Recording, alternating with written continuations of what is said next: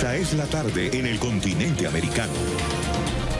Cuando anochece en Europa y amanece en Asia, así cae la tarde en el continente americano y transcurre la noche y el amanecer en el resto del mundo. La tarde. Hola, bienvenidos a la tarde de NTN 24, el canal de las Américas. Soy Idania Chirinos y es un gusto y un compromiso comenzar la semana con ustedes.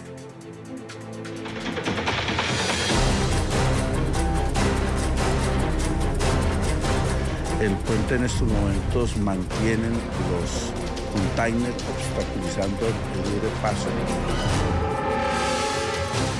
Vine fue arriesgado a ver si me podía pasar o no. Se iba a restablecer el paso, incluso hasta vehicular hasta aquí hasta Colombia, pero es totalmente falso, todo sigue igual.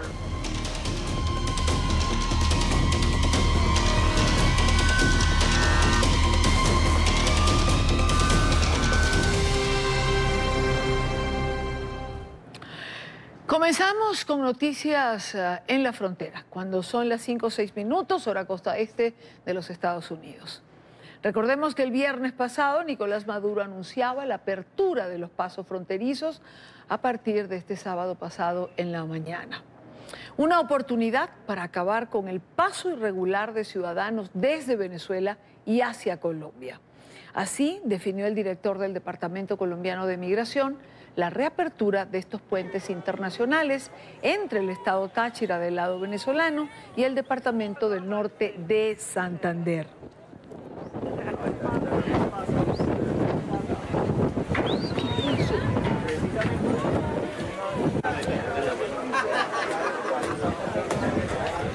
Las primeras que se otorgaron en un momento, según cifras de la entidad colombiana, más de 70.000 personas entraron y salieron del país.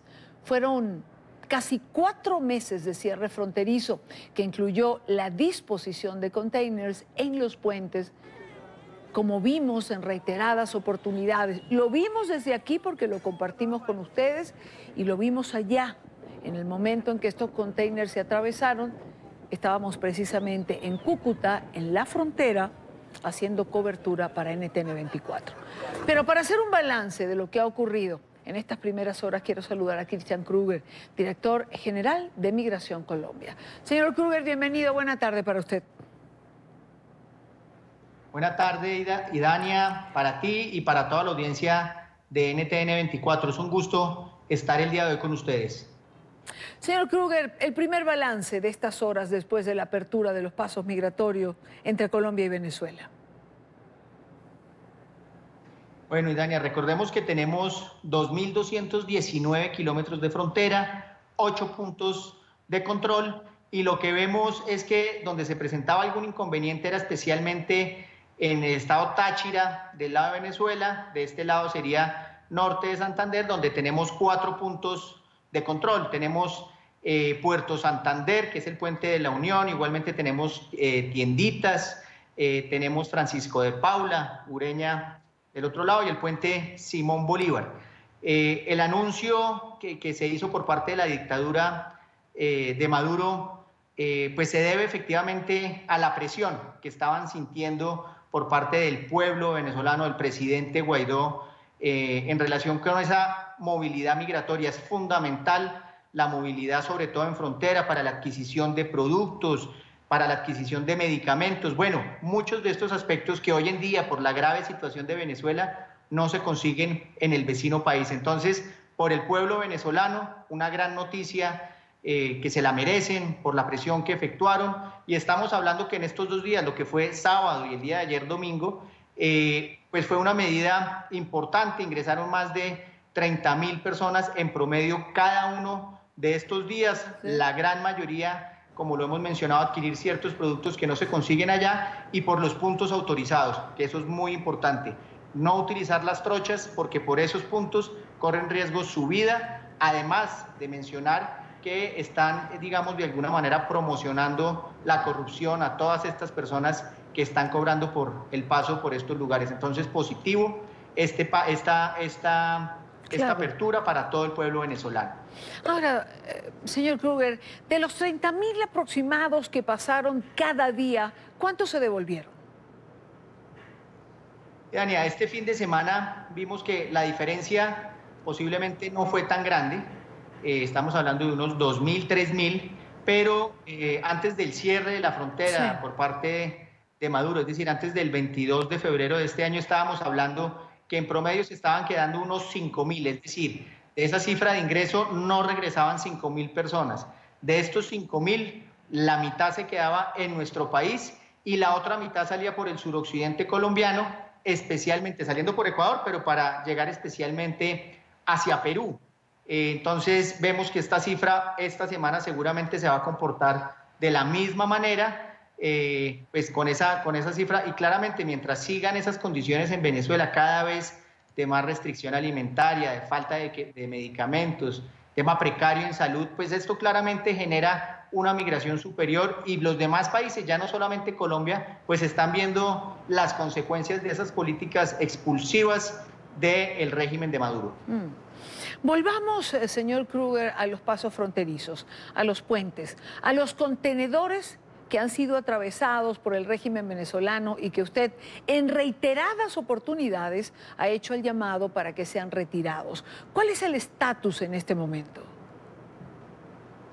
Y Dania, ahí reiteramos nuevamente y hacemos responsable a la dictadura de Maduro por cualquier circunstancia, por cualquier accidente que se pueda presentar en esos puntos, por la permanencia hoy en día todavía de esos contenedores que están cargados unos con arena, otros con piedras, y hoy más que nunca, y Dania y toda la audiencia, se habilitaron esos puntos para el flujo migratorio. Eso pone aún más en riesgo la integridad de las personas que utilizan estos puntos de control. Claramente se está viendo afectada la infraestructura y por eso exigimos que de manera inmediata, si la voluntad de manejar, digamos, la movilidad de esa manera, pues que se haga, pero también que venga con acciones conjuntas, que se retiren esos contenedores, que se permita en la libre circulación de la población colombo-venezolana que están pasando todos los días por esos puntos y que es evidente y claro que esos contenedores están poniendo en riesgo la integridad de todas esas personas. Reiteramos que esos contenedores deben ser quitados inmediatamente de esos puntos en los puentes de control.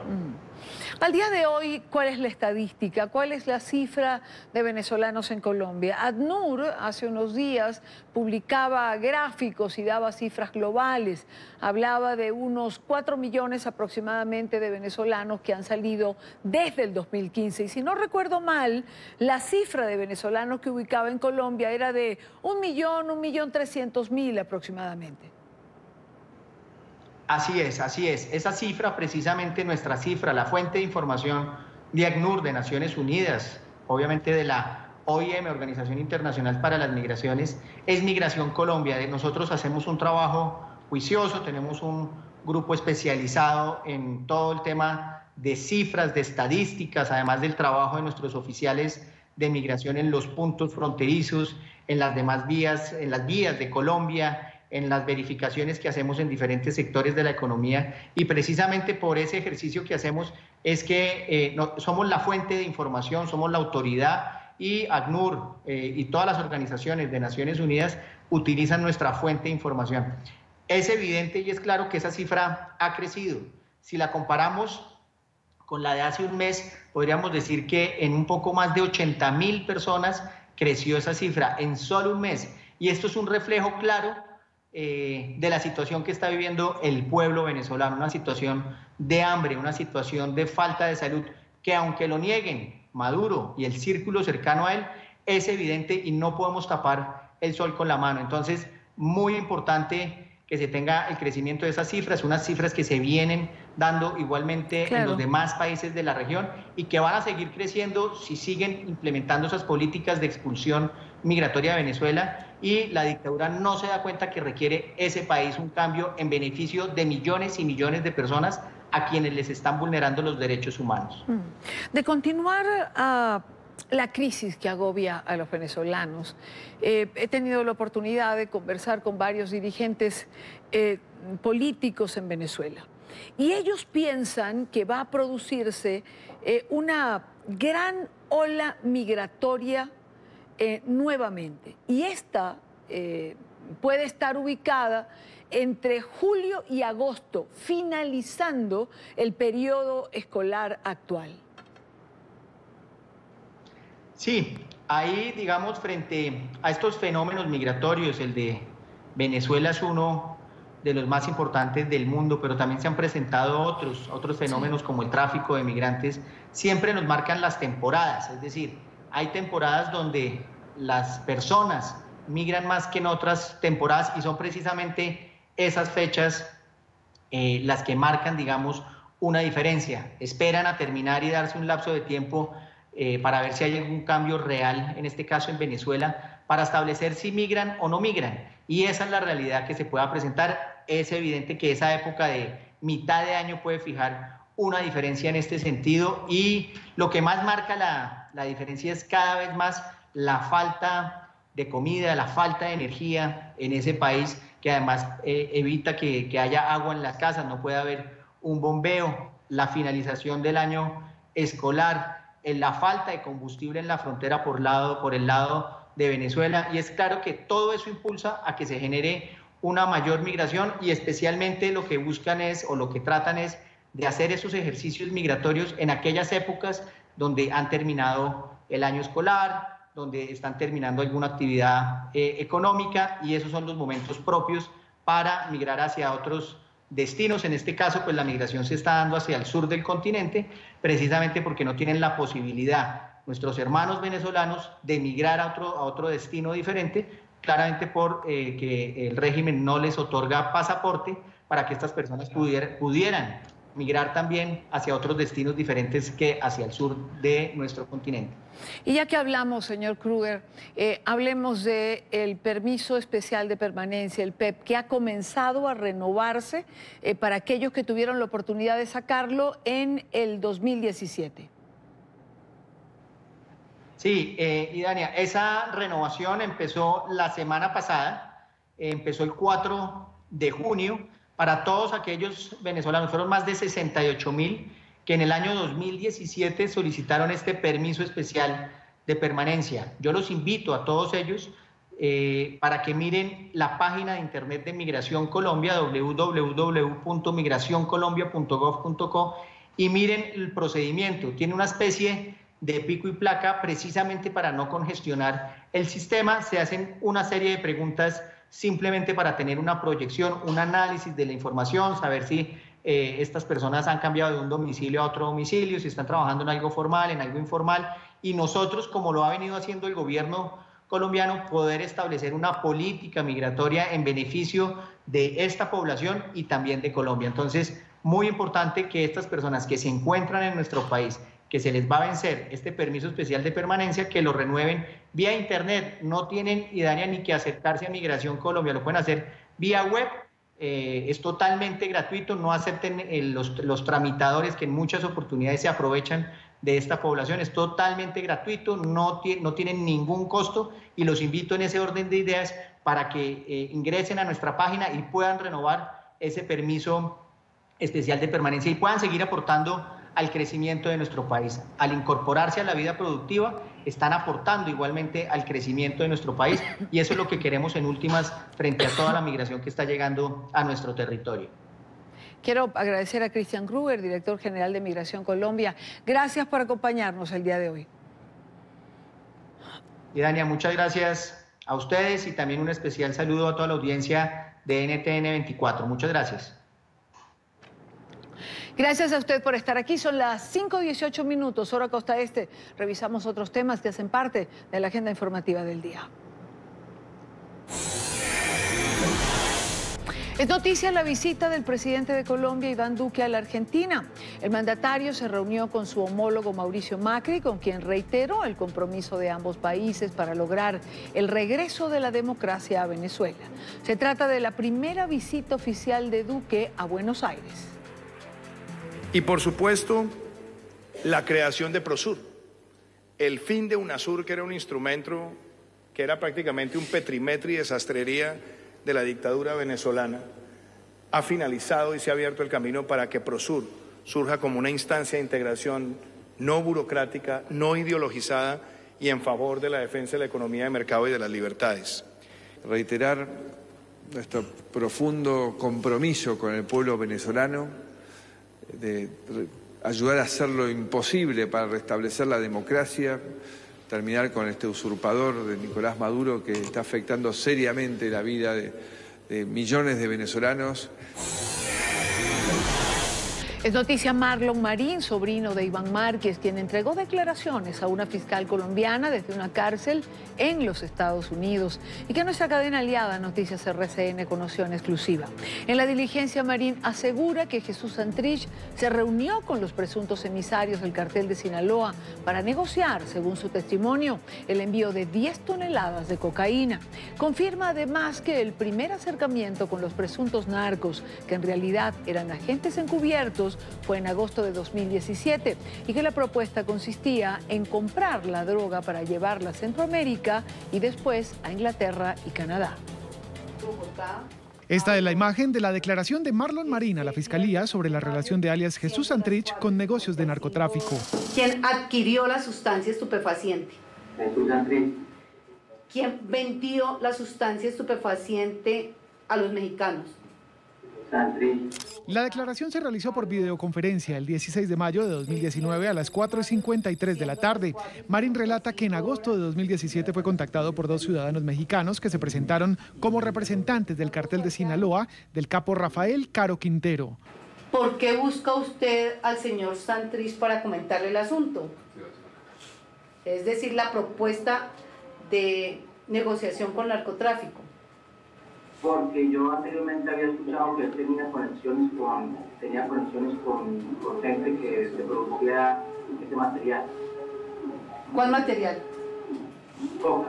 Asegura que los contactos le dijeron estar interesados en comprar cocaína para enviarla a Centroamérica, Inglaterra, Canadá y Estados Unidos. ¿Y usted va donde Santrich y en qué fecha y qué pasa en esa reunión?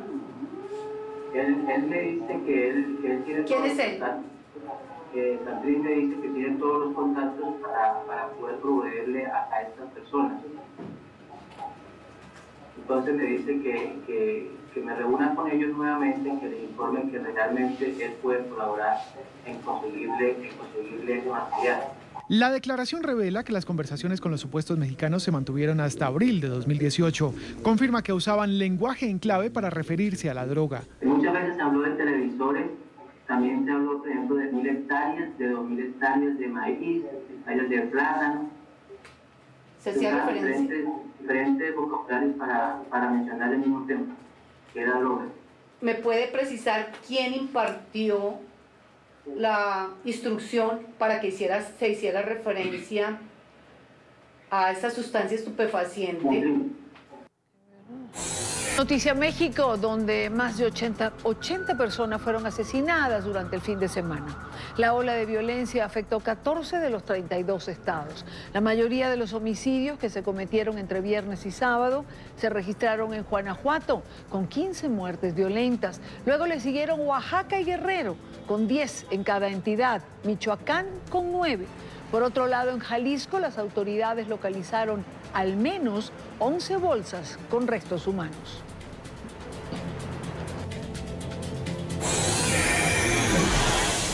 Es noticia la aprobación de una polémica ley de amnistía para excarcelar a los considerados presos políticos en Nicaragua.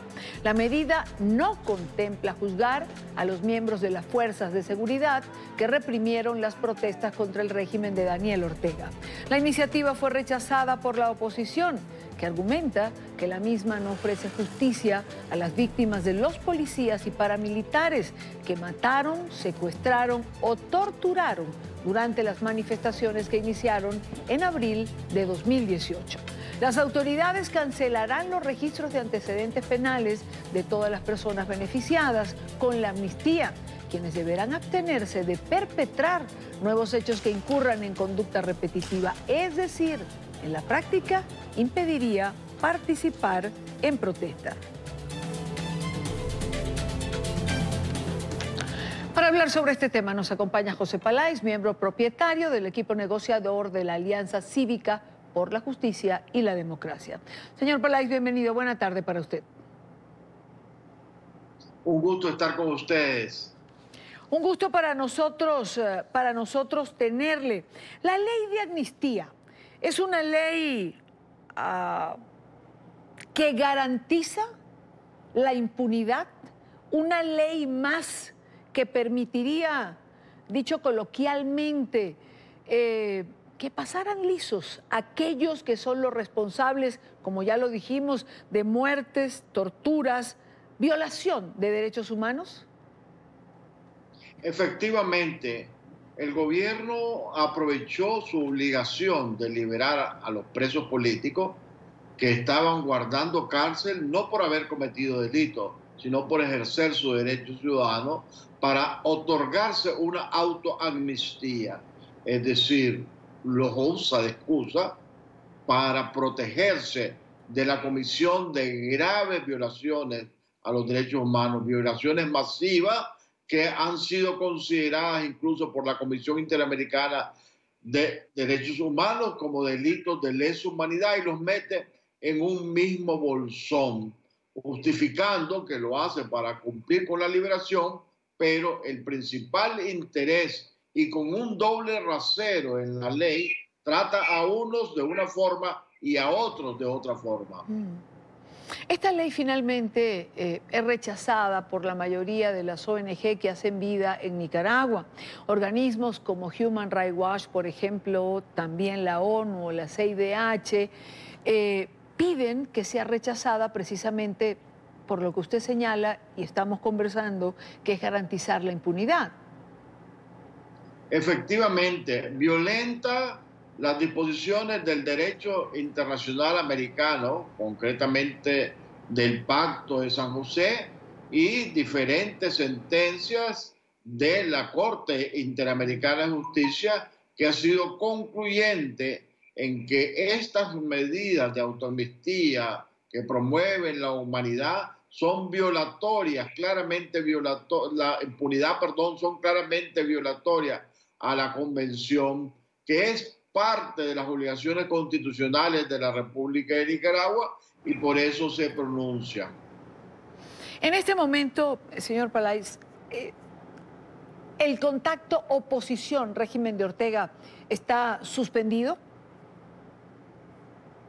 Efectivamente, la negociación la suspendió la Alianza Cívica por el incumplimiento del gobierno a los dos acuerdos firmados. Incumplimiento tanto en la liberación, porque se estuvo dando únicamente excarcelaciones, no implicaban las excarcelaciones el cierre de los procesos judiciales, ni el borrar, clausurar los antecedentes penales.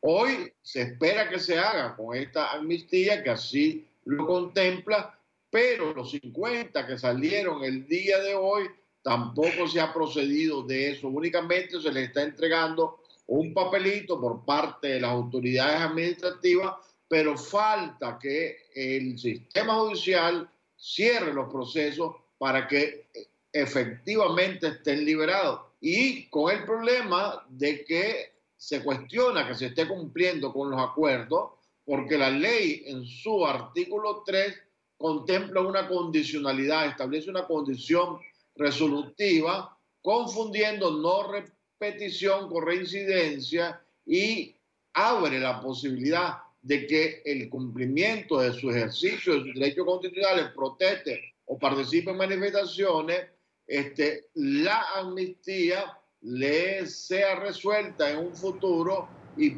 pueda volver a ser perseguido. Y la condicionalidad va en contra de lo establecido en los acuerdos, porque los acuerdos eran claros en señalar que la liberación debe ser definitiva, y si es condicional, bajo condición resolutoria, no es definitiva. ¿Podemos decir que en este momento están en un punto muerto? Efectivamente, en un punto muerto, ¿verdad? Que también tenemos que estar claros que aprobar la amnistía no nos permite todavía hacer una evaluación real y efectiva. Con la liberación de los 50, todavía restan 139 presos políticos pendientes de salir de las cárceles. Y la ley que ellos mismos aprobaron unilateralmente con sus diputados en la Asamblea Nacional establecía que era de aplicación inmediata. Entonces ya están ellos mismos incumpliendo la ley porque esos 139 debieron haber salido junto con los 50 del día de hoy. No necesariamente hacerlo en una forma programada de unos un día, otros días. Ya el plazo de 90 días que el gobierno se autoimpuso quedó superado por las disposiciones legales de la misma ley que ellos promulgaron. Quiero agradecer a José Peláez, miembro del equipo negociador de la Alianza Cívica por la Justicia y la Democracia. Gracias por habernos atendido en Managua, en Nicaragua. Buena tarde para usted. A la orden, un gusto para mí. Un helicóptero se accidentó en un edificio en Midtown, cerca de Times Square, en Nueva York. Equipos de emergencia respondieron de inmediato ante la emergencia y evacuaron la zona. Según las primeras versiones dadas por el gobernador Andrew Cuomo, la nave hizo un aterrizaje forzoso en la terraza de un edificio. Una persona habría muerto. Alejandro Rincón, en directo, en el lugar de la noticia. Alejandro, buena tarde para ti. Hola, Idania, televidentes del canal de las Américas. Son las 5 de la tarde, 39 minutos, hora local de la ciudad de Nueva York. Han pasado las primeras 4 horas después de este incidente que ha sorprendido a la ciudad de Nueva York al inicio de esta semana. A esta hora de la tarde todavía hay una fuerte presencia de la policía de la ciudad de Nueva York y también de los servicios de emergencia locales que todavía están trabajando en la cima del edificio que tienen ustedes detrás de mí. La edificación donde habitualmente están la mayor parte de las oficinas del banco francés BNP Paribas, que fueron completamente evacuadas en los minutos posteriores al instante cuando chocó el helicóptero privado que tenía solo una persona a bordo, el piloto de esta aeronave, que de acuerdo con lo que han informado y confirmado, de hecho ya las autoridades, es la única persona que ha fallecido por cuenta de este incidente. El mensaje más importante que ha trascendido de parte de las autoridades de la ciudad de Nueva York es que se considera que el incidente ha sido de naturaleza aislada, no tuvo que ver nada con algún tipo de intento de acto terrorista. Y sobre este caso en particular se refirió ya el alcalde de la ciudad, Bill de Blasio, en las primeras declaraciones entregadas a la prensa después del incidente. Vean. Esta tarde se presentó un incidente bastante preocupante aquí en Manhattan. Un helicóptero se estrelló en un edificio aquí. Quiero decir, lo más importante primero, no hay indicación en este momento de que eso haya sido un acto terrorista y no hay una amenaza en desarrollo para la ciudad de Nueva York, basada en toda la información que tenemos en este momento. Hay varios asuntos alrededor de este incidente que ahora mismo son materia de investigación por parte de las autoridades. El helicóptero privado despegó sobre la 1:30 de la tarde de hoy y no es preciso sobre las circunstancias alrededor de las cuales salió desde el aeropuerto donde estaba estacionado aquí mismo en la isla de Manhattan, sobre todo dado que las condiciones atmosféricas del día de hoy en la ciudad han sido verdaderamente difíciles. De hecho, si ustedes todavía lo miran alrededor de mí, hay un poco de lluvia, hay una densa niebla alrededor de toda la isla de Manhattan. También se está tratando de establecer si este helicóptero privado tenía las autorizaciones suficientes para despegar en el momento que lo hizo. Sin embargo, pues ya finalmente pues será tanto la Administración Aeronáutica de los Estados Unidos como la Junta de Seguridad en el Transporte quienes están ya ahora mismo investigando este accidente, las que posteriormente nos entreguen las precisiones sobre las causas alrededor de este incidente que, ojo, sorprende a una parte muy crítica de la isla de Manhattan, muy cerca de la plazoleta pública de Times Square y también a pocas cuadras de la Torre de Trump de la Quinta Avenida. Investigación que continúa ahora en curso y pues obviamente NTN 24 continuará haciendo el seguimiento de esta historia para ustedes. Y Dania, regreso con ustedes al estudio. Gracias, Alejandro, gracias por la información. Son las 5:42 minutos, costa este. El secretario de Estado de los Estados Unidos, Mike Pompeo, asegura que el acuerdo alcanzado con México la semana pasada es el más fuerte en temas migratorios y representa un triunfo para los estadounidenses. En los próximos 45 días, ambos países se sentarán a evaluar los avances de lo pactado para continuar con el acuerdo o buscar nuevas soluciones al flujo de migrantes centroamericanos. Emiliana Molina, periodista NTN 24 en Washington, tiene el reporte. Emiliana. Hola, ¿qué tal? Muy buenas tardes. Pues según el secretario de Estado de Estados Unidos, este nuevo acuerdo entre México y la Unión Americana es una demostración de la diplomacia que se llevó a cabo durante la última semana entre ambos países. Algunos de los puntos que acordaron es que México va a desplegar alrededor de 6,000 tropas de la Guardia Nacional a la frontera sur de ese país, la frontera entre México y Guatemala. Adicionalmente, también van a recibir a decenas de centroamericanos y van a permitir que mientras estos están llenando las peticiones de asilo en Estados Unidos puedan permanecer en suelo mexicano. Sin embargo, ha habido algunas críticas de parte de expertos a este acuerdo entre México y Estados Unidos, pues aseguran que estos dos puntos ya se habían pactado en el mes de diciembre y de marzo.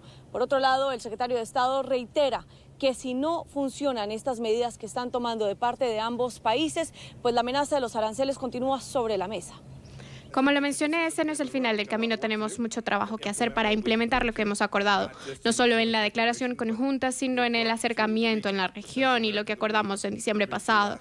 Y tenemos confianza, como lo dijo el presidente, en que México va a cumplir con sus compromisos. Continuaremos trabajando con México para discutir los temas de asilo migratorio y si es necesario tomaremos medidas adicionales que el gobierno mexicano esté de acuerdo. Los Estados Unidos está preparado para hacer las cosas que debe hacer, pero no hemos puesto recursos adicionales para lidiar con este tema. No hemos ofrecido ninguna asistencia adicional al gobierno mexicano, ni lo hemos hecho con Centroamérica, ni con el Triángulo Norte para proveer ningún tipo de recursos. Hasta el momento, el canciller mexicano ha dicho que México ha logrado procesar alrededor de 10,000 personas. Sin embargo, expertos aseguran que este tipo de soluciones pueden simplemente resolver esta crisis de migrantes a corto plazo. A largo plazo sí considero que deberían de generarse mejores opciones como proyectos de inserción a las personas que regresan, que son deportados al país o que obligadamente no cumplen los requisitos para poder insertarse al mundo de estos países, de Estados Unidos o México. Entonces, sí, los proyectos de reinserción, ¿verdad?, al mercado laboral, los programas de seguridad son muy importantes y también todos aquellos programas de generación de empleo. Ambos países aseguran que creen que estas medidas pueden funcionar, pero de no hacerlo se sentarán nuevamente a negociar en los próximos 45 a 90 días. De hecho, reiteran que si esto no funciona, pues deberán sentarse a negociar también con los países de la región como Brasil, Panamá y los países del Triángulo Norte. Y el secretario de Estado estadounidense Mike Pompeo reitera que los aranceles podrían continuar sobre la mesa e insisten que quieren que México se convierta en un tercer país seguro. Esta es toda la información que tenemos desde la Casa Blanca. Emiliana Molina, regreso al Centro Internacional de Noticias. Gracias, Emiliana, gracias por la información. Y para hablar de este tema, para profundizar en él, nos acompaña Christopher Wilson, director adjunto del Instituto de México del Wilson Center, experto en temas fronterizos, comercio, economía entre Estados Unidos y México. Conversamos con él hace unos días atrás, previo a lo que fue este acuerdo, por eso quería conversar de nuevo. Señor Christopher, bienvenido, muy buena tarde para usted. Es mi gusto, gracias. Lo primero que yo le preguntaría tras la firma de este acuerdo, ¿finalmente sí funcionó la amenaza del presidente Trump a México? Es decir, México termina negociando bajo amenaza, cosa que había dicho hace un tiempo atrás no haría. Hasta cierto grado sí funcionó, pero tengo que decir, yo creo que el acuerdo que han anunciado es 80% lo que México ya había acordado con Estados Unidos, que ya fue hecho, y solamente son 20% cosas nuevas. Es decir, sí se acordaron enviar más tropas, o no tropas, pero policías hasta la frontera sur en México, pero ya habían acordado la mayoría de eso. Ya han aceptado el retorno de algunos migrantes centroamericanos mientras sus casos de asilo están procesados en Estados Unidos a comunidades fronterizos mexicanos. Eso se va a expandir ahora a algunas otras ciudades en la frontera, pero la mayoría fue acordado desde antes, fue operacional desde antes. Entonces, Yo creo que México sí aceptó un poco para evitar los aranceles, para evitar las amenazas del presidente Trump, pero no mucho, la verdad. Es decir, México ha cedido un poco. Señor Wilson, el presidente Trump ha señalado que hay una parte del acuerdo oculto que se revelará después, mientras que el canciller Ebrard ha dicho que no es verdad, que todo está sobre la mesa. No, básicamente creo que lo que pasa allí es que las dos partes acordaron de revisitar el tema en 45 días, de ver si las medidas tomadas están funcionando, básicamente para ver si los números de migrantes están bajando.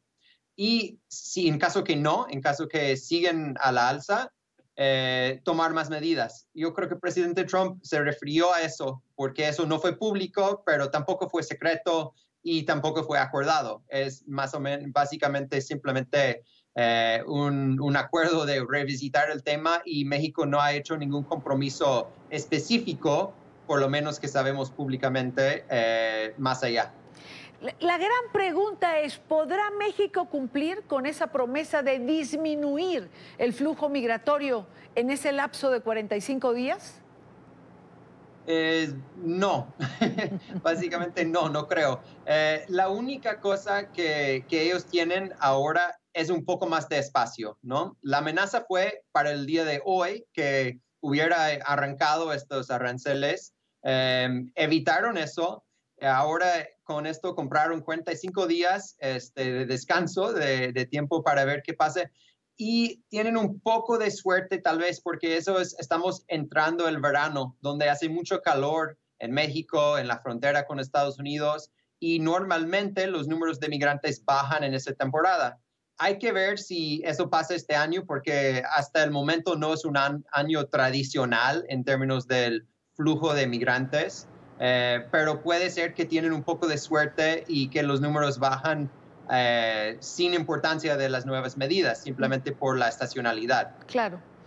El señor Ebrard ha dicho que si las medidas que se van a implementar no dan resultado, se intentaría un plan regional. Ha mencionado involucrar a ACNUR o países como Panamá o Brasil que reciben refugiados. ¿No tendría esto que estar digamos, avanzando en paralelo?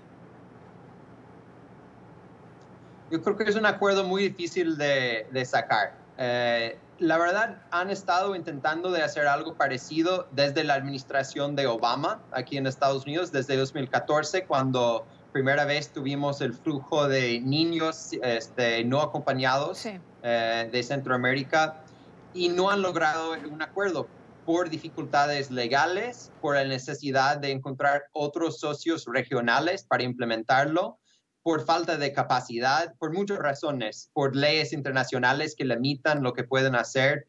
Entonces yo creo que sí hay la posibilidad de buscar una solución en este sentido, pero no es fácil y va a tomar mucho tiempo.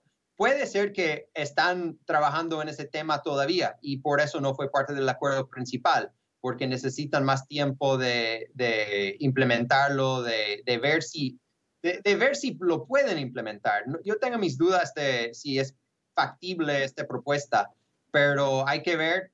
Es una buena idea. La verdad, sí se puede cambiar este problema desde uno de seguridad fronteriza hasta un problema de refugiados, que es un problema regional, aceptado por todos, con responsabilidad compartida. Sería mejor, pero es muy difícil de llegar ahí.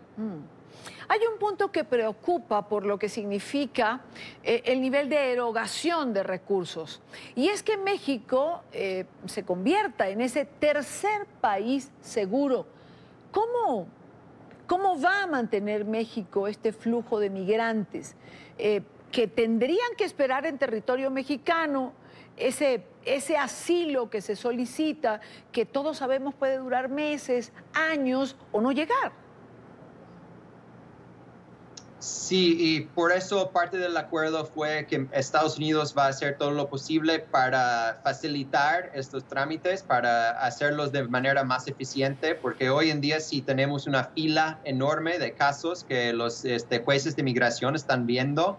Puede tomar hasta 2 años o más un caso de asilo.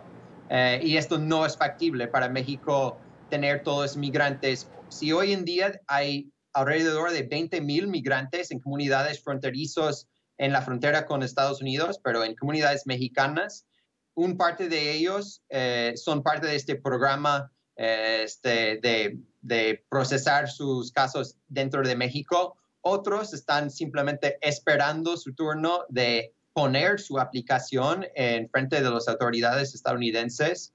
Y eso es, pues, es muy difícil para México. Los hogares para los migrantes están sobre capacidad. No hay lugar para muchos más. Entonces, esto sí va a ser un problema. Estados Unidos también tiene que tomar su responsabilidad aquí. Si Estados Unidos no hace su parte, el plan no va a funcionar. Y Estados Unidos no ha hecho su parte hasta el momento. Tiene que invertir en tener más jueces de migración y los otros oficiales necesarios para procesar los casos. Yo le escucho, señor Wilson, lo que hemos conversado hasta ahora, y pienso que México ganó tiempo, pero ninguna de las partes ganó una solución sustentable en el tiempo para este problema que es de ambas partes. Yo creo que es cierto. En 45 días vamos a estar probablemente, lo más probable es que vamos a estar en la misma situación. Donald Trump ya llegó a Twitter hoy a reiterar sus amenazas, a decir que si no logramos una solución del corto plazo, voy a tener que imponer los aranceles. Es muy probable que estamos en la misma situación o algo parecido dentro de un mes, un poco más de un mes, porque no es muy probable porque no lo han solucionado, porque es muy probable que los números de migrantes siguen siendo muy altos, arriba de la capacidad del gobierno de Estados Unidos o el gobierno de México de responder. Sin embargo, cada uno ha celebrado a su manera, y digo, celebrar políticamente hablando. López Obrador lo hizo en el acto de Tijuana, y el presidente Trump en su cuenta de Twitter. Es decir, cada quien intenta sacar rédito a una solución que es más cosmética que de fondo. Sí, fue una crisis. Hay una crisis de verdad. Sí hay una crisis migratoria. Sí hay números de migrantes que están arriba de las capacidades de los dos países de absorberlos. Esto sí es cierto. Pero también había una crisis política impuesta por las amenazas del presidente Trump. Y sí, por suerte evitamos la crisis. Estamos regresando a la, si lo podemos llamar, normalidad. Es algo que pueden celebrar, pero si fue creado por ellos mismos, simplemente estamos... alguien en Twitter, otro analista, lo puso así. Dijo, Estados Unidos secuestró, en cierto sentido, a México y ahora México es liberado. Podemos celebrar que está liberado, pero todavía hay el hecho de que fue secuestrado. Quiero agradecer a Christopher Wilson, director adjunto del Instituto de México del Wilson Center, experto en temas fronterizos, comercio, economía. Muchísimas gracias por acompañarnos. No, gracias a ustedes. Continuamos con más en la tarde de hoy. Los habitantes del popular barrio de Petare, en la capital de Venezuela, en Caracas, salieron a las calles para rechazar la presencia de las Fuerzas de Acciones Especiales, las denominadas FAES. Acusan a este comando de la Policía Nacional Bolivariana, creado en 2016, ante la crisis en el país, de hacer allanamientos ilegales, de robos y de la muerte de habitantes en la zona. Oliver Fernández envía este informe. Venezuela, un país de extremos, en el que la descomposición social hace estragos. En algunas zonas se sienten más protegidos por el AMPA que por los propios cuerpos de seguridad.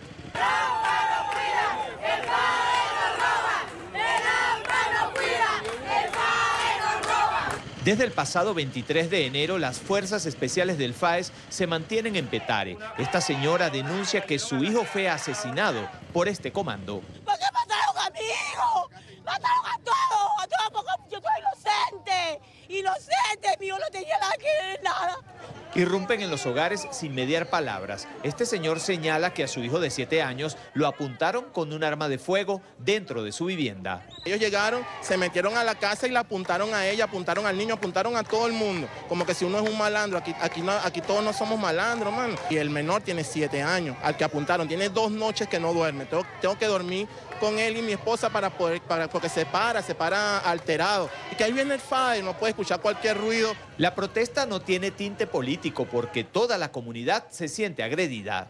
Solamente estamos en defensa de la Constitución, en defensa de nuestros derechos humanos, porque es el FAE el que está violentando nuestro derecho a la vida, nuestro derecho a la privacidad, nuestro derecho a la convivencia mutua con nuestros vecinos. Y ellos entran a nuestras casas y nos secuestran a nosotros los jóvenes, se llevan las comidas, amedrentan a las personas, amenazan con matarte. El daño psicológico es hacia los más pequeños y los adultos deben proteger lo poco que tienen para que no los roben. Ya lo ha visto, las acciones de ellos, y los niños se asustan y se corren a esconderse. Papá, viene el FAE, mamá, viene el FAE por ahí.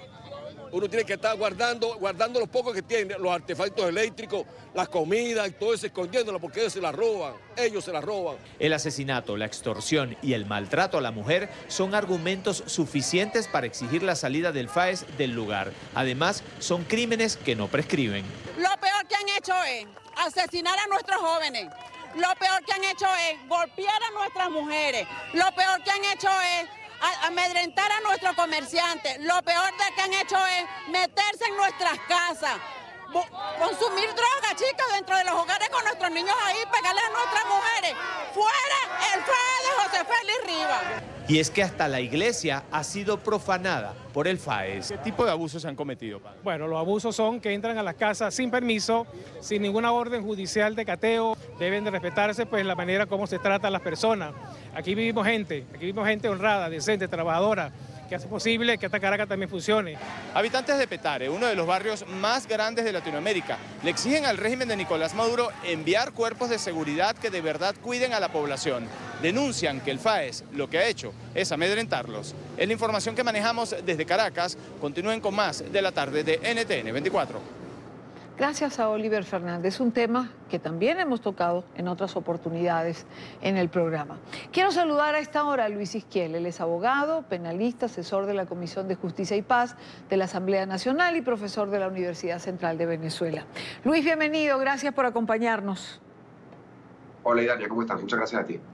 Yo comenzaría preguntando, porque las denuncias van como increciendo en relación al quehacer del FAES. ¿Nadie controla a estas fuerzas especiales? Yo creo que sí la controla el régimen dictatorial que hay acá en Venezuela. Lo que pareciera es estar fuera de control, valga el juego de palabras, fuera de control en su accionar. Porque si vemos las cifras, Idania, el año pasado, según el Observatorio Venezolano de Violencia, hubo más de 7.500 muertes violentas en Venezuela a manos de los cuerpos de seguridad. Estamos hablando de 21 muertes violentas por día. La mayoría de ellas se presumen ejecuciones extrajudiciales. Pero además de estas ejecuciones extrajudiciales, que son violaciones graves a los derechos humanos, ocurren cosas como la que decía la gente allí en la protesta. Allanamientos sin órdenes judiciales, se roban hasta la comida de las casas, detenciones ilegales, denuncias de torturas, es decir, toda una gama de violación a los derechos humanos cometidas por estas fuerzas especiales de la Policía Nacional Bolivariana principalmente, aunque también hay otros órganos de seguridad que también cometen atropellos similares. Sí, pero digamos que las denuncias en contra del FAES, como decía hace unos minutos, es algo que va increciendo. Y que además se cobijan bajo la definición, lo has mencionado, ejecuciones extrajudiciales. Enfrentamientos es normalmente lo que señalan y llegan a esto, a ejecuciones extrajudiciales. Ahora, ¿por qué? ¿Por qué en los sectores populares? ¿Por qué se han sembrado allí, por decirlo de alguna manera? Bueno, Idania, esta es probablemente la política más represiva que se ha visto en toda América Latina. Estamos hablando de 7.500 muertes en manos de los cuerpos de seguridad, repito. Y esto bajo una dictadura que supuestamente es de izquierda, supuestamente es progresista, supuestamente es humanista. Algunos afuera todavía se creen eso. Y resulta que lo que ha desplegado en Venezuela, repito, es una brutal represión contra los pobres. Porque cuando nosotros analizamos quiénes son las víctimas principales de estas ejecuciones extrajudiciales, son jóvenes, varones, trigueños también, pertenecientes a los sectores populares, a las barriadas venezolanas, como esta donde hoy se presentó, que es seguramente el barrio o la favela más grande de América Latina, que es Petare. Pero eso no solo ocurre allí, ocurre en todo el territorio nacional. La FAES no solo actúa en Caracas, actúa en los 23 estados del país más la capital. ¿Quién maneja el FAES, Luis? Lo maneja, por cierto, acaban de cambiar el director hace como un mes, una persona que se presume ligada a los grupos paramilitares denominados colectivos. Fue filmado en un accionar junto con estos grupos paramilitares hace unos años. Aparentemente es una persona de confianza de Freddy Bernal, a quien también se le señala de estar al frente pues, de la puesta en escena de estos grupos paramilitares en el país, de estos denominados colectivos. Y bueno, esto viene a agravar el asunto, porque además estas ejecuciones extrajudiciales no solo son contra personas normales de los sectores populares, sino que a veces se introduce el elemento político. En el año 2010, este mismo año, se realizaron una serie de protestas en barrios, sectores populares de acá de Venezuela, y en muchos de ellos al día siguiente incursionaba el FAES, buscando a los cabecillas de las protestas contra la dictadura que hay en Venezuela. Y algunos de ellos se presume que fueron ejecutados extrajudicialmente también. Claro, pero digamos que el devenir de estas fuerzas denominadas especiales los ha convertido en un grupo paramilitar. Bueno, de hecho, Daniel, también hay precedentes que señalan que miembros de los grupos paramilitares, de los colectivos, son uniformados y se le dan credenciales del FAES. Hay que recordar que cuando asesinaron a Oscar Pérez en el Buquito, a este valiente muchacho que se alzó contra la dictadura venezolana, uno de los que cayó también allí era un miembro de un grupo colectivo del 23 de enero, que estaba uniformado como FAES y estaba en la nómina del FAES, por cierto, con un nombre distinto al real. Es decir, entonces ya hay un precedente de eso. No sabemos cuántos colectivos hay dentro de las fuerzas especiales de la Policía Nacional Bolivariana, pero probablemente haya muchos y sean estos los que arremeten contra las poblaciones populares en Venezuela y cometen todo este tipo de violaciones a los derechos humanos.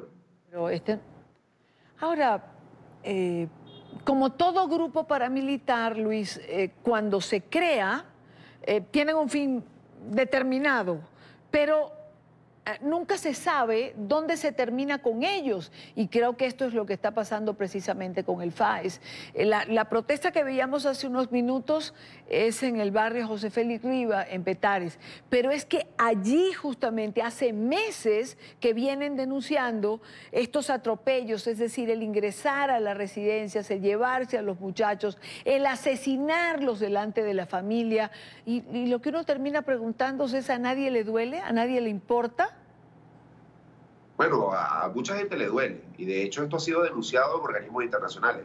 Hay que recordar que la dictadura de Nicolás Maduro tiene un proceso judicial en la Corte Penal Internacional por violaciones graves a los derechos humanos, y este tema de las ejecuciones extrajudiciales seguramente también están siendo analizadas por la fiscal de la Corte Penal Internacional.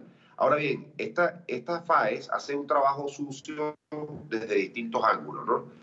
Uno de ellos es supuestamente luchar contra la delincuencia, porque lo que alegan es que la mayoría de esas ejecuciones extrajudiciales son contra personas involucradas en hechos delictivos, cosa que viola nuestra Constitución y nuestro ordenamiento legal, porque acá no hay pena de muerte, ¿no? Y la otra tiene que ver con amedrentar a la gente, sobre todo en los sectores populares, para que no protesten. Para que no protesten porque ganan $6 al mes, ese es el salario mínimo acá en Venezuela, para que no protesten porque no se consiguen las medicinas, porque en los hospitales se muere la gente de mengua, porque la gente está comiendo de la basura en las calles. Entonces tiene también esa función de amedrentar a todo el que pretenda protestar por esta grave crisis humanitaria que hay acá en Venezuela. Gracias a Luis Isquiel, abogado, penalista, asesor de la Comisión de Justicia y Paz de la Asamblea Nacional. Luis, te agradezco mucho estos minutos con nosotros. Gracias a ti, Dani. Saludos a toda tu audiencia. Buena tarde. Pero las protestas hoy no se circunscribieron a esta área en el sector de Petare y por las fuerzas especiales denominadas FAES. Los médicos y las enfermeras de todos los hospitales de la capital venezolana también realizaron una protesta. Lo hicieron frente a la sede del Ministerio de Salud, rechazando la falta de inversión en los centros médicos, pidiendo mejoras laborales. NTN 24 estuvo en el lugar de la noticia con Luis Laya. Hola, buenas tardes. Trabajadores del sector salud han protestado en una toma simbólica del ministerio de este sector. Han exigido a Carlos Alvarado, el ministro de turno, el ministro número 20 desde el gobierno de Hugo Chávez, que pues haya soluciones. Ellos exigen no solamente mejores salarios, sino también que haya insumos y que puedan salvar vidas. Piden no se sigan muriendo los pacientes por falta de respuesta.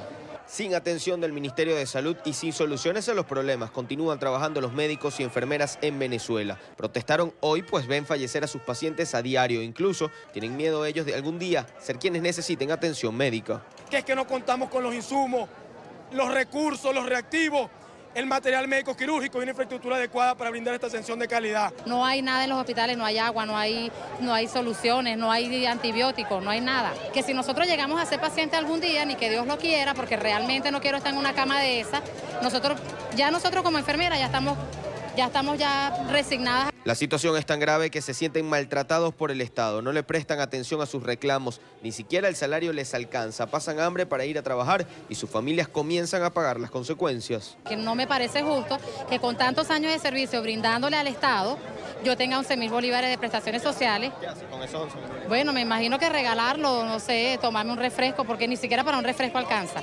No nos alcanza ni siquiera para comprarnos las medicinas. Si nos enfermamos, bueno, es un problema para solucionarnos, para odontología. Si los hijos se nos enferman también es un problema. La crisis es tal que hay servicios con más de 3 años cerrados. Al menos es el caso de Iris Hernández. Ella labora desde hace 30 años en el área de hemodinamia del Clínico Universitario y va a cumplir solo horario. Y no se hace cateterismo hoy en día, porque está cerrado. Tiene 3 años cerrada la unidad. Se han ido los médicos, se han ido las enfermeras. Éramos 36 compañeros que teníamos y ya quedamos, son 2 nada más. Quedamos la señora que limpia y mi persona. Denuncian que son burlados por el ministro Carlos Alvarado, quien les promete soluciones, pero ni les paga mejor ni equipa a los hospitales. Una impotencia porque no hay quien resuelva esta situación, no hay quien resuelva. Y cada día sacan artículos y amenazándonos con el 6CPC, amenazándonos que nos van a meter presos. Y de verdad que ellos deberían de ponerse el zapato de uno para que vean qué trabajo pasa uno y la necesidad que pasa uno del día a día. A veces ni más hasta sin comer podemos venirnos. Además rechazan la persecución y el amedrentamiento por protestar. Carmelo Gallardo es un médico detenido en el estado de Aragua por alzar su voz. La amenaza no se detiene ahí. Nicolás Maduro anunció una investigación contra los trabajadores por supuestamente robar insumos. Simplemente por alzar la voz, por defender el derecho a la salud y a la vida, por defender esos sagrados que nos enseñaron en nuestras universidades públicas del país. No nos interesa que nos amenace con el 6CPC, allá los estamos esperando porque nosotros no le debemos nada a la justicia. Más bien nosotros sacamos a veces de nuestro dinero que no tenemos para ayudar a un paciente porque no tiene que comer. Han indicado que darán una semana de plazo al ministro Carlos Alvarado para que haya una respuesta satisfactoria en cuanto a estos temas. Han calificado de burla lo que han hecho varios gobernadores de distintos estados, como por ejemplo el de Carabobo y el de Aragua, mostrando insumos e inaugurando distintas zonas de distintos hospitales. Han señalado la crisis es total. Indican no aguantarán que sigan muriendo sus pacientes. Desde Caracas, Venezuela, para la tarde de NTN 24, Luis Alejandro Laya. Gracias a Luis Alejandro por la información. Hacemos una pausa, son las 5:21 minutos en Quito.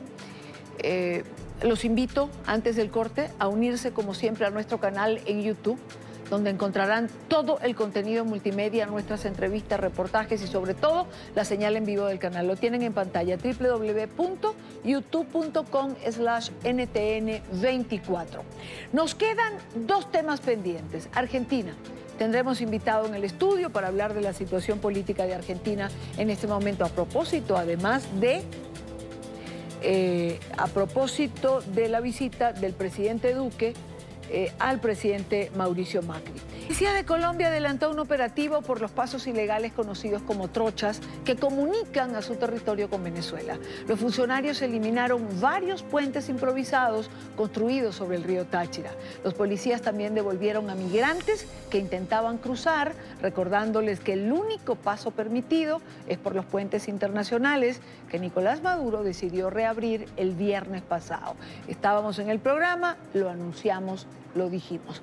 NTN 24 en el lugar de la noticia con Diego de Pablos. Diego, buena tarde.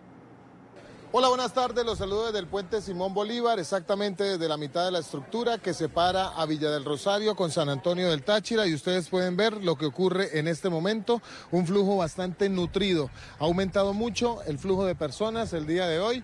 Según lo que ha dicho Migración Colombia hace 2 horas más o menos en su último reporte, más de 19.000 personas ya habían atravesado hoy este puente Simón Bolívar desde Venezuela hacia territorio colombiano, pero a esta hora de la tarde ustedes pueden apreciar también hay un flujo bastante grande de personas que van desde territorio colombiano hacia territorio venezolano. La Policía Nacional hoy realizó un operativo especial en lo que tiene que ver con el margen del río Táchira y las trochas que se presentan allí en este sector, y no permite en este momento el paso de ninguna persona. Ellos han desmontado lo que tiene que ver con algunos puentes artesanales que utilizaban las personas para poder pasar de país a país, pero el día de hoy pues no se pueden utilizar, y todas las personas tienen que utilizar el puente internacional Simón Bolívar, por lo menos en este sector de la frontera. Muchas personas utilizándolo. Ayer pues habían anunciado que se iban a retirar los containers, pero como ustedes lo pueden apreciar,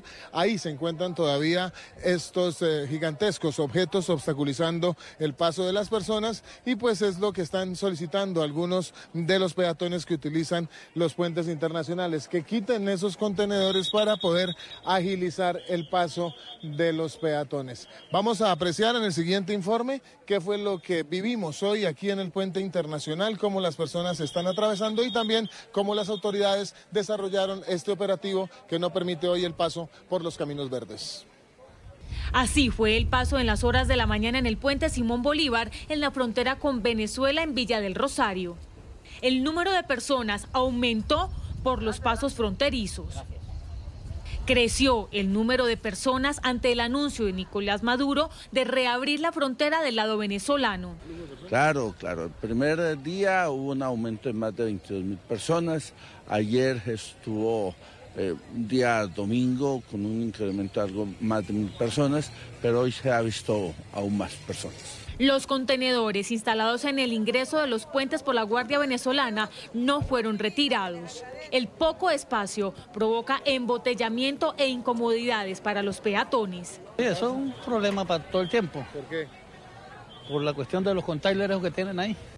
Desde muy temprano, la Policía de Colombia realiza operativos para evitar el paso por las trochas y el río Táchira. Mucho problema. Yo ahorita me metí por allá y ya no se puede pasar más. Algunas de las personas que usan estos pasos protestan. Ante el alto flujo de personas, más de 400 hombres de la policía y el ejército mantienen la seguridad y el orden público en los puentes internacionales. Eso es todo por el momento. Desde la frontera colombo-venezolana, continúen ustedes en nuestro Centro Internacional de Noticias. Muy buenas tardes. Gracias a Diego de Pablo. Buena tarde para ti. En la primera parte del programa conversábamos con Christian Kruger, director general de Migración Colombia, que nos arrojaba la cifra de que el fin de semana pasaron entre 30 y 34.000 personas por día aproximadamente. Y para esta semana ellos esperan que el flujo sea aún mayor. Recordemos que estuvo prácticamente 5 meses, la frontera cerrada, y este paso no era posible. Ahora, la mayor parte de esta migración o de este paso es porque vienen a buscar alimentos, porque vienen a buscar algún tipo de mercancía. Es muy poco el que se queda. De hecho, Christian Kruger nos decía que el fin de semana se quedó menos gente de la que normalmente lo hace. 2.000 personas, entre 2.000 y 3.000 personas. Pero la gente que se queda algunas se quedan en Colombia, otras siguen a otros países, pero hay un segmento de la población que ha venido creciendo y son las mujeres que están en estado, venezolanas, que pasan a Colombia para dar a luz. Esto sumado a las mujeres en Colombia, en franja fronteriza, que también están en estado, lo que hace que de alguna manera exista presión sobre los servicios que se prestan. Por eso quiero saludar a nuestra próxima invitada, Rocío Castañeda, oficial de Información Pública de ACNUR y directora de la campaña Somos Pana Colombia. Rocío, bienvenida. Muchísimas gracias. Cuéntanos, porque sé que están trabajando dentro de este segmento poblacional particularmente y que hay la idea de llevar al Atlántico una unidad que pueda prestar servicio tanto a las venezolanas como a las colombianas. Sí, así es. Pues mira, el Atlántico es el tercer departamento de concentración de población venezolana. Normalmente en los medios escuchamos mucha atención sobre Cúcuta. Cúcuta, sí. Pero efectivamente el Atlántico es el tercer departamento donde hay más población venezolana. Adicionalmente hay otra cifra que llama mucho la atención y es que es el cuarto lugar donde se ha presentado más atención a mujeres gestantes a nivel nacional, el cuarto lugar. Eso, por supuesto, nos habla que hay, por un lado, una necesidad muy fuerte de mujeres venezolanas que han llegado en estado de embarazo y que necesitan atención en salud. Y también, por otro lado, que hay una disponibilidad de las instituciones para atenderlas.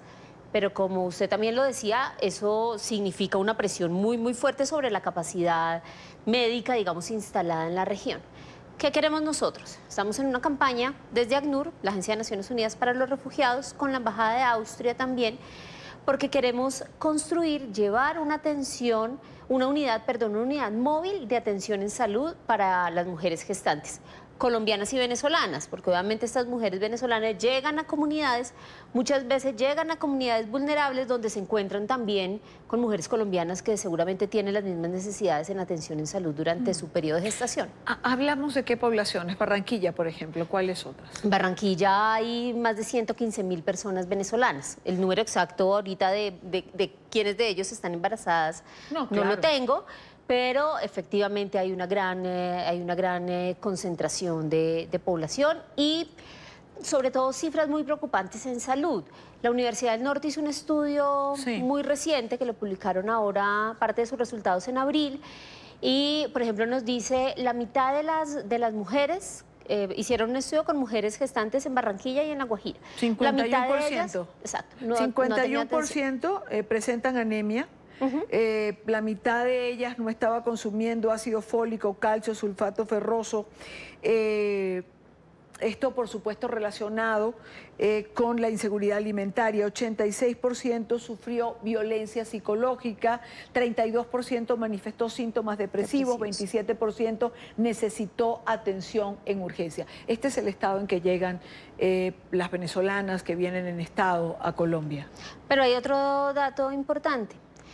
No hay mucho acceso, estas mujeres generalmente no tienen acceso a métodos anticonceptivos. Claro. Entonces, obviamente, todo el tema de planificación familiar, pues no lo pueden realizar.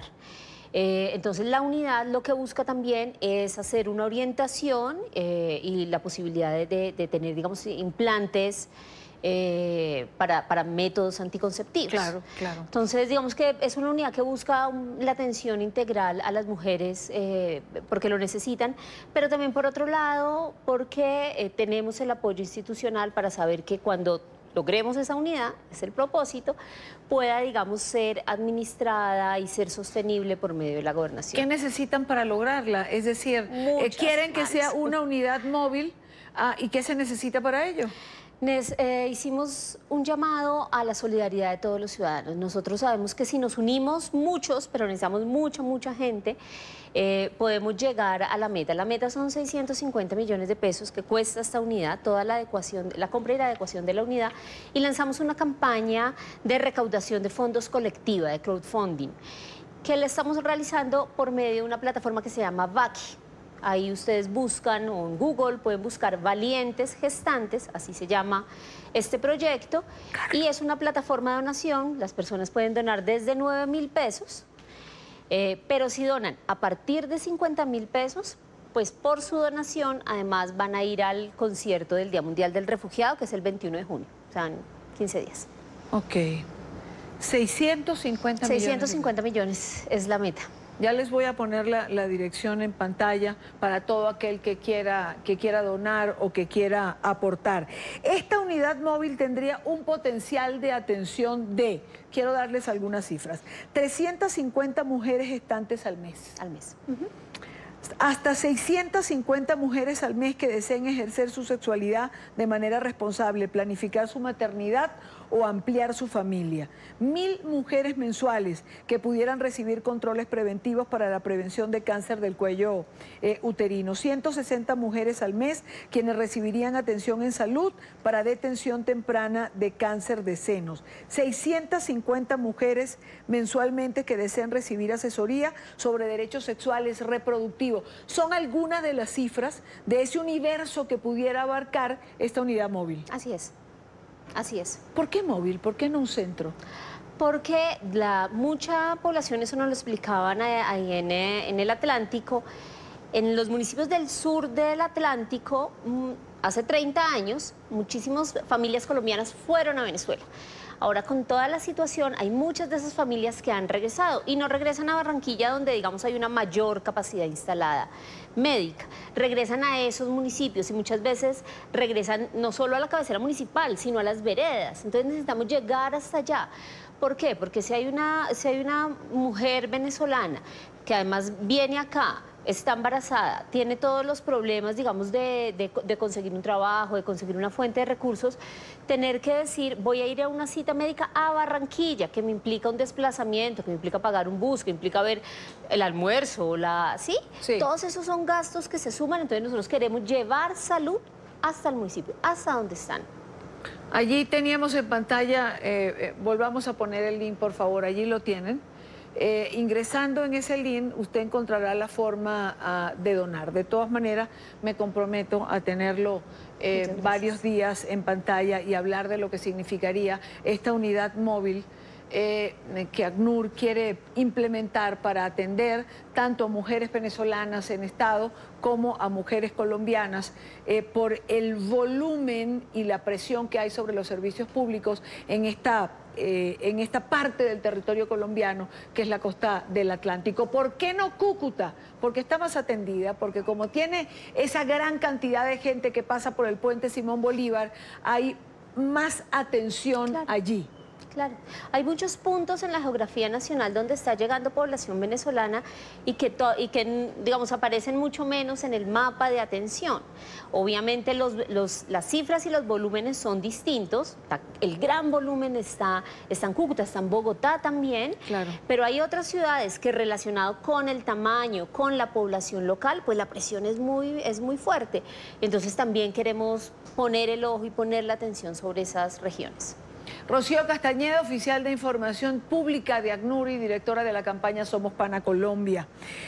Ya no me queda tiempo para hablar de la campaña, pero en otra oportunidad prometo que lo hacemos, porque se han venido implementando varias cosas a través de esta campaña. Gracias por estar aquí, Rocío. Muchísimas gracias a ustedes. En Argentina se conocieron los resultados de los comicios provinciales de este domingo. La jornada electoral en Tucumán, Entre Ríos, Chubut y Jujuy arrojó una derrota para el partido Cambiemos del presidente Mauricio Macri. De los 4 cargos de gobernador en disputa, el macrismo solo ganó la provincia de Jujuy. En la Casa Rosada tomaron la noticia con poca preocupación, afirman que los resultados no son necesariamente un reflejo de lo que sucedería en las presidenciales del próximo mes de octubre. Quiero saludar, en esta parte del programa nos acompaña en nuestro estudio Orlando Dádamo, consultor en comunicación política. Orlando, bienvenido, gracias por estar aquí. Al contrario, gracias a ustedes. ¿No necesariamente se traslada este resultado al panorama electoral presidencial? No, por 2 razones. La primera es que esas provincias históricamente son provincias del peronismo que no ha perdido desde la restauración democrática y en algún caso aún de antes. Por lo tanto, no tienen incidencia y tampoco tienen incidencia por la cantidad de votos que representan. Le diría que es más llamativo que otra vez Cambiemos haya ganado Jujuy, provincia en la cual nunca había ganado alguien que no fuera peronista hasta el año 2015. Pero no son las provincias que mueven el tablero electoral de la Argentina. ¿Cómo se prepara Argentina para esa elección?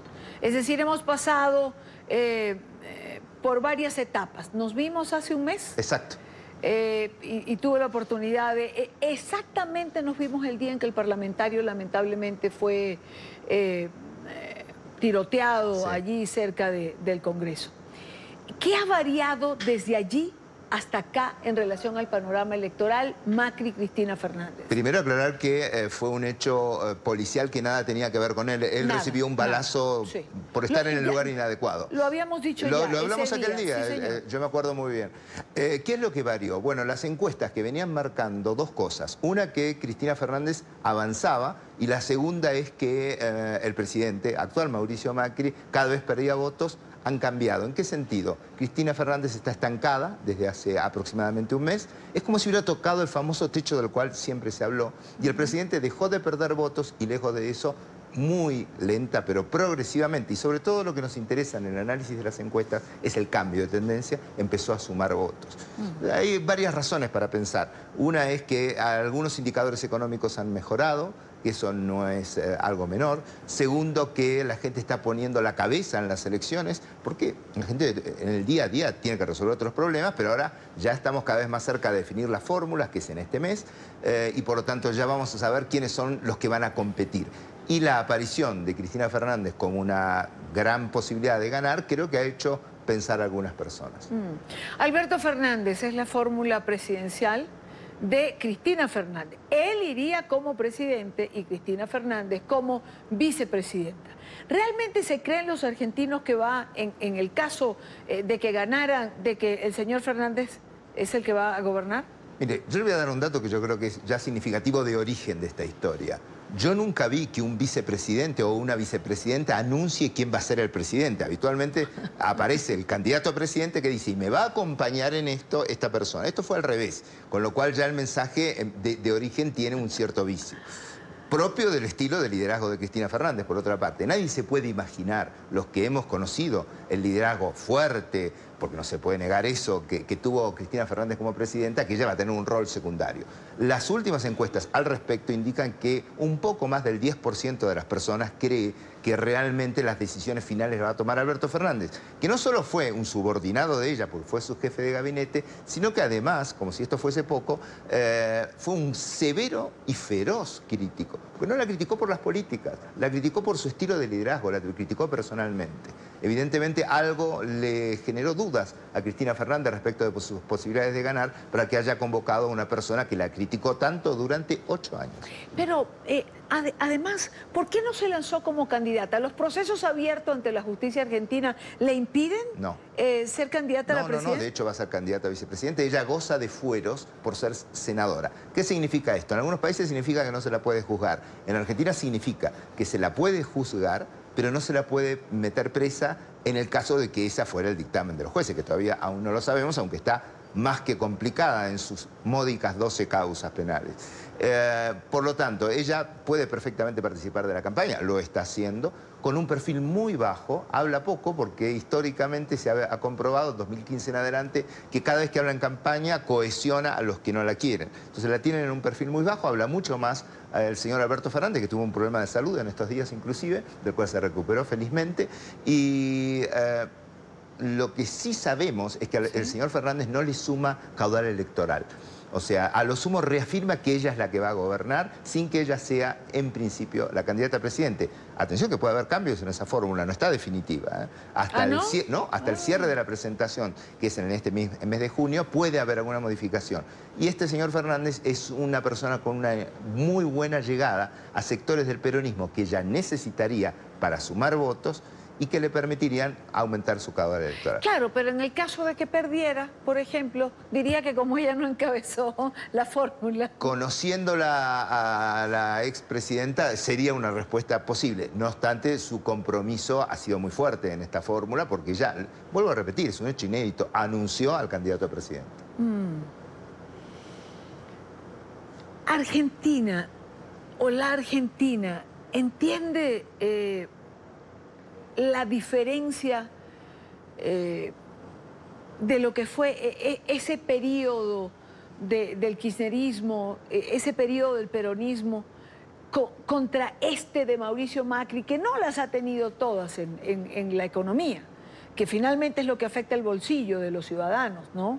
Pero sería regresar a tantas cosas, ¿no? El peronismo nunca se va de la Argentina. Desde que existe, desde 1946, siempre es la principal fuerza política la que tiene asegurado siempre su piso del 33, 34%, por lo tanto no le cuesta mucho reunir los votos restantes. ¿Qué va a pensar la gente? Es la gran pregunta que nos hacemos todos ahora. Porque es evidente que la economía no funcionó. Lo dice el mismo presidente, lo dice el gobierno, lo dicen sus cambios de política, que hablan más que las opiniones que se puedan dar. Si ha cambiado ministros y ha cambiado políticas es porque algo no funciona. Es cierto también que en estas últimas semanas ha habido un cambio del humor económico y por primera vez los optimistas respecto a la evolución de la economía superan a los pesimistas en todas las encuestas. No obstante, ¿qué va a priorizar la gente? Es difícil de saber hasta que estemos en el verdadero cara a cara. Y el verdadero cara a cara es la segunda vuelta, cuando posiblemente, porque uno nunca sabe en política y menos en Argentina, quede Mauricio Macri frente a Cristina Fernández. Y ahí habrá que elegir esa vuelta al pasado que tan claramente me señala o continuar con las dificultades, pero con diferencias muy sustanciales. Lo que se ha hecho de obra pública en Argentina no registra antecedentes. Yo creo que si se juntase los 12 años del kirchnerismo, Néstor Kirchner y Cristina Fernández, no se ha hecho lo que se ha hecho.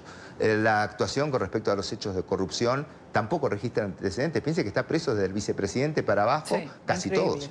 O sea que hay cosas que importan. Ahora, también es real que a la gente lo que finalmente le importa es cómo maneja su economía en el día a día, cuánto es la inflación, que es altísima, y si finalmente el salario alcanza.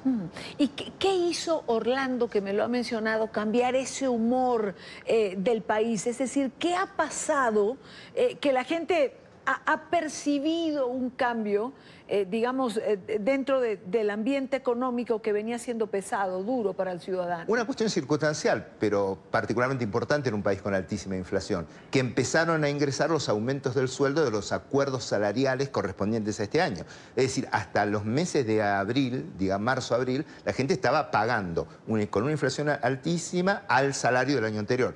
Al producirse los ajustes salariales, evidentemente tienen más poder adquisitivo. La inflación está cediendo de valores altísimos, pero es cierto que está cediendo por segundo mes consecutivo.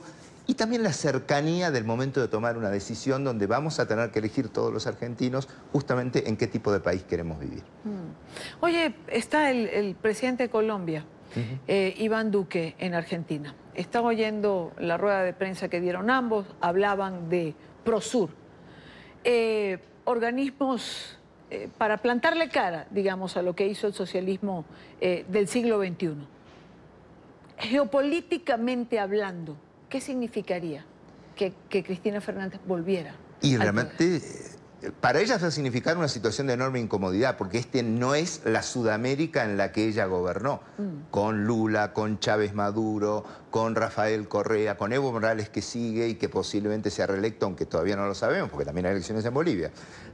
Por lo tanto, va a tener que lidiar con pocos amigos a su alrededor. Está Piñera en Chile, tampoco está Bachelet, que nunca fue una gran amiga, pero con el cual había una buena conexión ideológica, llamémosle.